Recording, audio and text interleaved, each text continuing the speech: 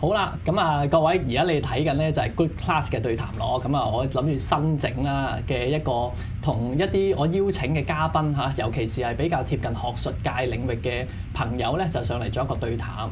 咁咧今日我哋就好高興啦，邀請咗新加坡科技與設計大學嘅雷兆恒教授啦 Simon 嚇，同我哋分享下一啲即係佢嘅領域啊，或者我哋對一啲有興趣嘅話題咧，大家有咩睇法嘅？係你好 Simon， 係你好，多謝你好，多謝你。係咁啊，好有趣，因為我哋平日咧喺Facebook 咧都經常有睇大家嗰啲嘢啦，同埋譬如文章啊，譬如你最近登喺迷米啊講人工智能㗎啦，咁啊我有時都寫下啲即係心理科普嘅嘢啦咁樣，咁所以都即係有咗一啲嘅理解啦咁我都覺得啊好得意喎，即係你係教電腦喎，同埋你係原本喺香港讀書先係再去外國升學㗎喎，係咁嗰個轉折點同埋點解你有咩追求咧？一開始其實我一路都係做自己中意做嘅嘢，咁喺香港讀書啦，讀電腦啦，副修音樂，跟住發覺兩樣都唔知點揀，電腦同音樂唔知點揀，後尾不如做電腦音樂啦，咁於是做咗電腦音樂嘅研究，咁後尾跟住就去咗希臘度做研究啦，做完之後去 MIT 嗰度做咗1年 Visiting Professor， 然之後就而家嚟咗新加坡度做教授啦，係啦，咁變咗呢樣嘢可以實現到我嘅興趣同埋我嘅即係理想啦，係啊，因為一來我中意音樂，二來我想做電腦嘅技術去幫助更加多唔同嘅人，去做更多唔同嘅發明。咁啊，聽講咧，你一開始喺香港即係除咗讀書之外咧，後來好似試下即係玩 app 喎，即係設計一啲嘅軟件喎，咁啊幫下人啊，或者係即係一開始嘗試，咁嗰啲咩嚟嘅咧？點解會一開始有啲咁嘅諗法咧？係因為當時我係好中意用 iPhone 好早期已經開始。我諗我香港最早用寫 iPhone app 嗰批朋友啦。咁當時我自己好想有個 app 地鐵 app，但係又冇啊。咁咪自己寫咯，係啦。然之後發現我想攞iPhone 嚟玩小提琴又冇，咁就自己寫。寫完之後就賣俾人試下試一試。哦，點知原來有人買嘅喎。咁慢慢就變咗可以做起個 business 出嚟。嗰陣時係第一代 iPhone 定 iPad 啊？哦，已經係第一代 iPhone 啦 ，iPad 都好後期係。iPad 就都未出，就試下 iPhone 先。係啦，當時有 iPod Touch 同埋有第一個 iPhone 2G 嘅時候。係啊。咁嗰陣時你個 app 收唔收錢㗎 ？app 收㗎，賣1蚊一個。係。咁當時蘋果同我73分賬，我啊攞70，佢又攞30，咁即係每賣一個1蚊美金嘅 app，咁我賺7毫子美金左右啦。哦。係啦。咁即係你就算係即係香港最早嗰批開發 app 嘅。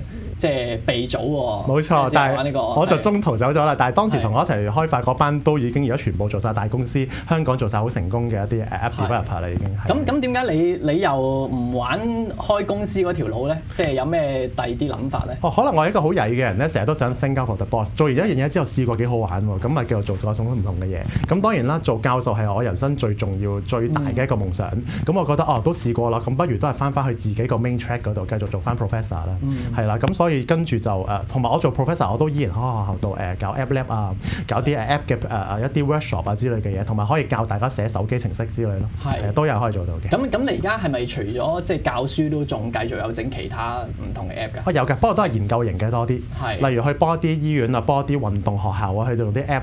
輔助一下佢哋，用啲音樂同埋手機程式去令佢哋跑步跑快啲啦，或者令到佢哋聽聲之後識得點樣講嘢啦，點樣學正確嘅 pronunciation 啦，呢啲類似嘅。係點樣幫人跑快啲啊？係㗎嗱，你嚟一個跑步咧，你如果跑步，你個腳步同你個音樂咧係同步嘅話，嘣咧，你會跑得舒服啲，你個 limb discomfort 會減少啲，你嘅 carbon 嘅呢個oxygen 嘅嗰啲 consumption 會少啲，有研究證明。即係喺健身室裏邊用嘅。冇錯，健身室又可以喺街度跑步都可以。個關鍵係第一個步速同埋個音樂要同步，第二你要中意嗰首歌。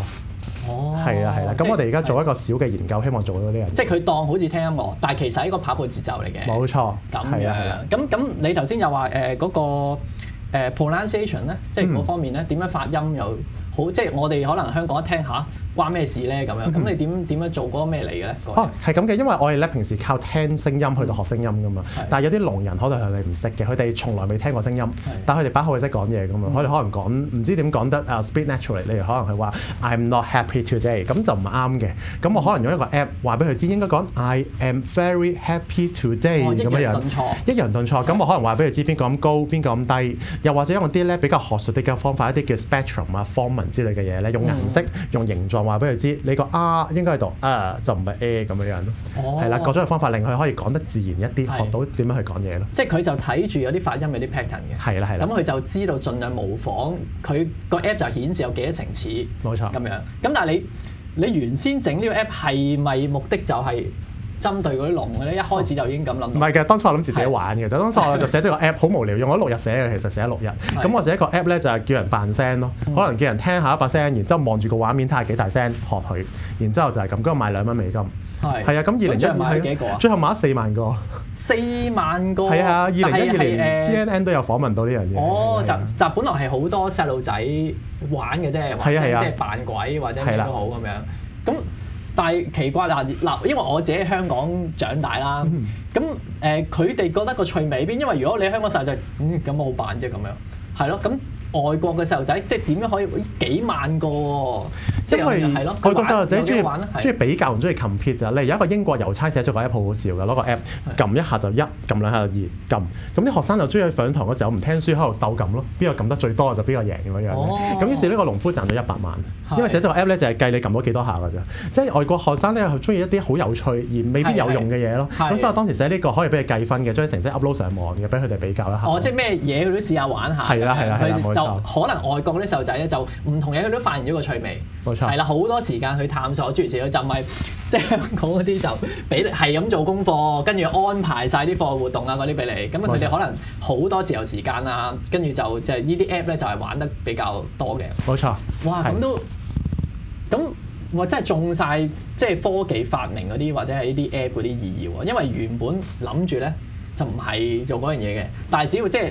為咗做而做，即係好得意啦。跟住後尾就你估唔到咧，即係幫到聾人嗰樣嘢喎。冇錯，係。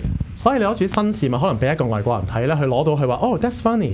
咁但係如果你俾個香港人或者中國人，香港話有咩用㗎？佢會咁樣問你咯。咁呢個第一個問題已經反映咗你對新事物點樣去到觀感，亦都可能影響咗呢個民族或者呢個地方佢哋嘅即係發展空間。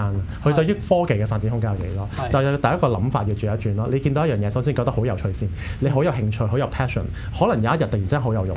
係，同埋可能佢冇咁快係即係判佢死刑嘅，佢可能攞住埋一啲好似新嘗試、好得意嘅嘢，佢就開始會外國人啦嚇嗰個氣氛啦，可能會自己諗下會唔會可以用到其他方面上面咧。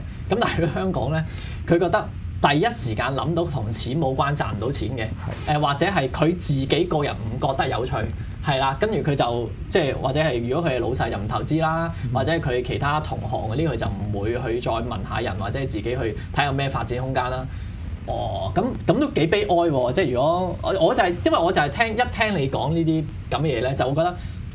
好似網上一啲嘅朋友講咧，即係如果喬布斯生喺香港咧，就大鑊啦。就其實即係冇人去理佢啲嘢。即係外國係容易啲去自己探索，同埋多啲咁樣去開發啲嘢嘅。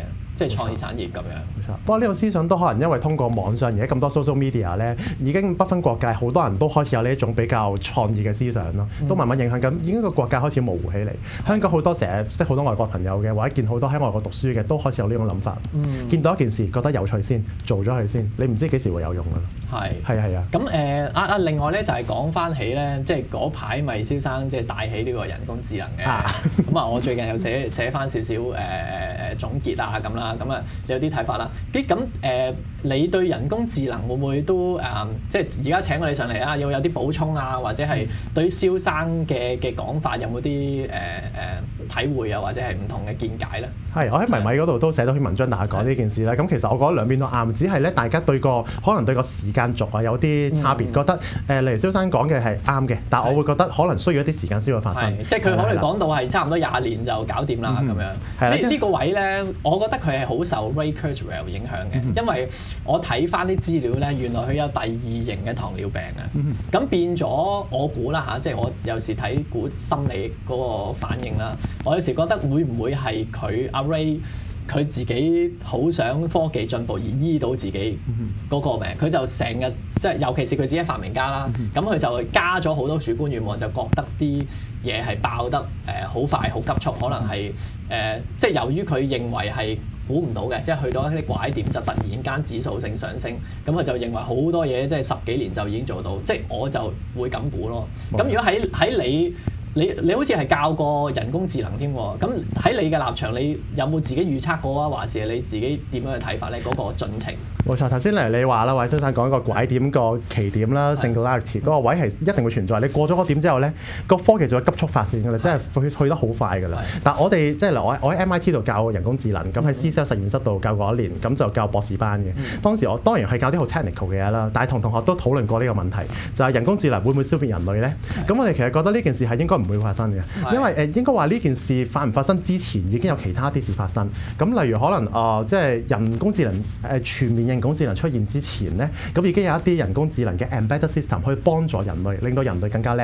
佢哋只係要作為一件輔助人類嘅工具咯，令到人類諗得快啲，或者令到人類可以行得快啲。咁呢啲可能咧已經可以幫助一個人類去到決策，去到作出一個即係發明一啲更加犀利嘅防禦嘅策略啊，去到防禦將來嗰啲人工智能嘅問題咯。係啦。咁而家你有冇接觸過嗰啲人工智能機械人啊，或者係即係親自去睇過？咦，嗰啲 robot 啊，而家搞緊咩咧？咁有冇呢方面嘅體驗啊？有㗎，我而家個實驗室MIT 嗰邊，佢哋都係做緊機械人。你擺個機械人喺度，你就唔係教佢點樣企得穩嘅，而係咧你擺喺度，日日去打佢咯，打到佢冧咗，然之後叫佢自己學翻企翻起身。咁就用一個比較咧，即係你可以話係unsupervised learning。咁你係唔係教佢點樣做？你係咧俾啲步驟俾佢等佢自己學，你唔係俾晒成個 data 俾佢學咯。咁變咗而家咧，你unsupervised learning 同 supervised learning 都好 depends on 啲 data set 係來自邊一度。咁所以其實而家人工智能嘅發展階段都只不過係去到輔助人類工作嘅啫。咁你話佢要即係可以成為一個獨立個體，但係佢嗰隻輔助人類工作就起碼唔係機械人先，因為機械人咧佢要縮到好細啦，即係咁樣，即係佢嗰啲可能係一啲機械臂，或者有唔同嘅特定嘅用途嘅人工智能嚟嘅，可能一啲儲 data 或者其他嘢咁樣。冇錯。咁你覺得譬如話機械人咁佢縮到咁細嗰個發展？有冇預估要幾耐咧先可以類似係做到我哋而家人類一啲嘅功能上嘅嘢？即係佢可能佢開始你同佢講下啊，我要斟杯水，咁佢就自己去幫你斟杯水，即係好似家庭嘅工人咁樣取替。而家人類已經長一個樽頸啦，你見到可能近幾年咧個 CPU 嘅速度越嚟越慢啦，增長得越嚟越慢，係因為我哋嘅納米技術去到一個樽頸，已經差唔多去到即係 atomize 嘅 size 啊，好難再變得細啲。當你呢樣嘢係難得變得 size 好難變細嘅時候，呢啲 chips 又難以變細啦，呢啲各種嘅 part 亦都好難變細，咁所以而家開始會有阻滯嘅。係啊，即係嗰啲摩爾定律嘅質疑，而家理據開始多啲啦。係啦，冇錯。係啦，咁當然啦，佢可能唔係一個速度嘅增加啦，係有幾多粒 CPU、幾多個 core 去到增加，都依然仲可以 follow 到有摩爾定律。咁但係慢慢都變到個樽頸，慢慢好難增加。同埋有啲廠咧嚟 Intel 咁就有錢去投入呢啲新嘅納米技術啫。有啲冇咁窮、冇咁有錢嘅廠，其實好難再發展呢種技術。咁變得參與繼續進化、繼續參與呢一個進步嘅過程嘅公司其實唔係咁多嘅。係啊，咁所以你機械人咧將來繼續慢慢縮細咧會慢嘅。但係你話佢成為 embedded system 插入你個手裏邊，喺你個腦裏邊，喺你個電話裏邊，甚至喺你個雪櫃，喺你屋企度，輔助性嘅會越嚟越多。佢哋都將來會成為主流添，我覺得。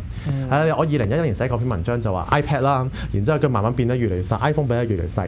當佢變到某個位冇得再變細嘅時候，佢會點咧？咁我同我啲 HCI 即係 Human Computer Interaction 嘅朋友覺得佢會突然變大咯。佢唔會，因為佢已經好難變細啦。佢只會喺你張台，喺你落雨嘅時候啲雨點裏邊，喺你街道上邊、垃圾桶、你嘅雪櫃周圍會出現咯。係啊，你唔再需要帶電話出街，因為啲電話可能周街都係。係啦，咁所以當佢唔可以變細嘅時候，佢就會出現喺你日常生活嘅每一 part。呢個係我同幾個朋友嘅一個預測，唔敢講係真，但係我哋會覺得係咁咯。即係話係一種技術，佢去到係可以融合各方面，即係已經唔係局限話我為咗製造嗰件嘢。佢可以咧係嗰種功能咧就係 everywhere，冇錯，咁樣去整到。冇錯，賣廣告將來會喺啲雨度賣廣告，喺你地下嘅水漬嗰度賣廣告。你打電話可能唔需要再打電話，因為全部周圍嘅地鐵啊嘅牆壁都可以講到電話，而係有 privacy 嘅，可能會係咁咯。係啦，即係 user experience 一個 user control 咧，將會變咗隱形，但係亦都存在。係啦。同埋所以我係幾同意即係加雷道雄嗰個預測嘅，即係佢一方面咧就冇否定。有可能即係快嘅有可能啦，因為譬如我哋睇過李天命嗰啲就話，凡係冇邏輯矛盾嘅皆有可能啊嘛，即係佢根本知道邏輯可能性啦。咁啊，即係佢都唔肯否定嘅，即係或者100年或以後佢係做到一個機械人式，但係某啲運算能力勁過人類，但係所有嘅包括情感運算佢都做到啦，好似一個人嘅，咁唔排除啦。